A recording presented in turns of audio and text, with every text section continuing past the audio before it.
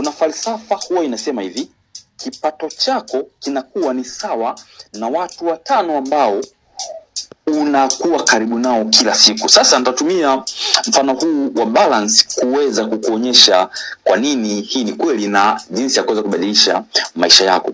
Tuchukulie huyu ndio wewe. Wewe ndio huyu hapo katikati. Alafu hawa pembeni ni marafiki zako unaoshinda nao 5. Sasa nini kitatokea pale ambapo utakuwa kwenye hili kundi la watu? Chukulie huyu ndio ana kipato kikubwa kuliko nyie wengine wote kwenye timu. Sasa kwa sababu mnashirikiana, sasa huyu mchango wake kwenye timu ndio kama ufuatavyo. Kwa hiyo mchango anaotoa unaenda kugusa maisha ya kila mmoja wake, na huyu mchango anaotoa unagusa maisha ya kila mmoja. Kwa hiyo huyu mchango wake unagusa huyu unagusa huyu unagusa huyu. Tizama tena kama hujatazama vizuri. Yaani mchango wa huyu unagusa wa huyu, unagusa wa huyu, unagusa wa huyu, unagusa. Kwa hiyo hivi ndivyo ambavyo tunavyoweza kuchangamana na kuweza kuathiriana na kuweza kuwa na impact kubwa kwenye maisha ya watu.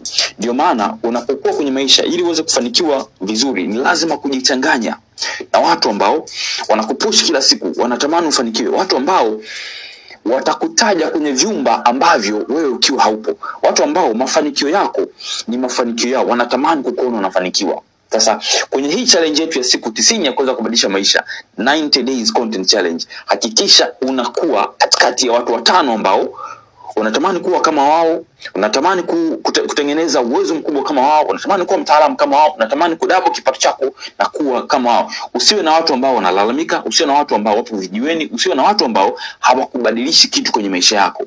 Ukiweza kuelewa hii falsafa ambayo nimekuonyesha hapa, itakusaidia sana, kwa sababu pesa ziko kwa watu, fursa ziko kwa watu. Hakikisha una watu 5 ambao unashinda nao kila siku, una watu 5 ambao wako karibu yako, ambao wanakusaidia kuweza kuimpact maisha yako na kuweza kukuelevate katika kiwango kikubwa. Hii ni siku ya pili ya 90 days content challenge.